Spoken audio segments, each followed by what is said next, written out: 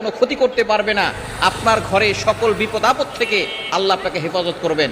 আল্লাহর গুণবাচক দুইটা নাম রয়েছে, এই গুণবাচক নাম করে আল্লাহর কাছে দোয়া করলে আল্লাহ পাক রব্বুল আলামিন সেই দোয়াগুলো কবুল করেন। আল্লাহ পাক রব্বুল আলামিন নিজে বলে দিয়েছেন, কোরআন খুলেন 9 নম্বর পারা 13 নম্বর পৃষ্ঠা 4 নম্বর লাইন সূরা আরাফের 180 নম্বর আয়াতে রব্বুল আলামিন বলেন, ওয়ালিল্লাহিল আসমাউল হুসনা ফাদউহু বিহা।